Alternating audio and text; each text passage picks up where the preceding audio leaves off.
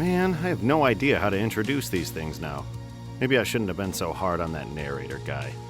Well, here's a few more details on why the world's strongest can't happen, but also why I love it so much.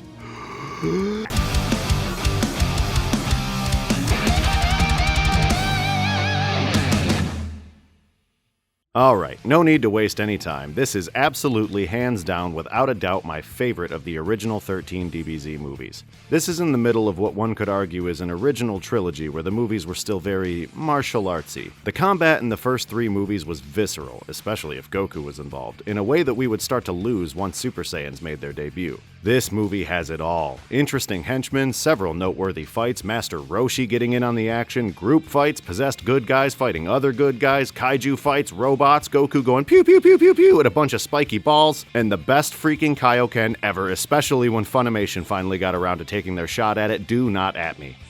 Now, to be fair, this was the first full installment of Dragon Ball Z I had ever seen. I had friends who were into it, but I didn't have Cartoon Network until the Android saga. Then one day when I was 12, I didn't make the basketball team and walked to my grandpa's house and he put on Cartoon Network to cheer me up and I saw Dragon Ball Z for the first time ever. It wasn't the world's strongest, it was the last 10 minutes of time tricks and body binds. Some bald dude and some bowl cut fought some four-eyed green frog guy and I was hooked. Side note, I think very often about how different my life could have been if I made the basketball team. Hashtag no regrets. I called my friend that night. Yes, called, not texted. I wouldn't even have my first cell phone for more than 5 years, and even then it cost me 10 cents to send a message and 2 cents to read one, and I am so old!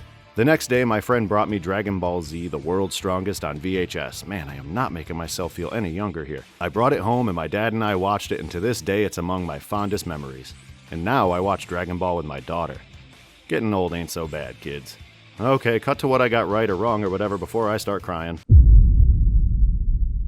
Unlike our little Zamasu Garlic Jr. immortality incident, the World's Strongest doesn't have any retcons brought on by Dragon Ball Super.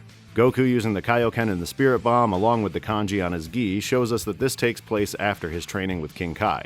Piccolo is also alive and well despite Gohan displaying a memory of Piccolo sacrificing his life for him in the battle against Nappa. But the fact that Goku clearly isn't a Super Saiyan yet also places this firmly before Namek, when Mr. Carrot was more like a vegetable than ever.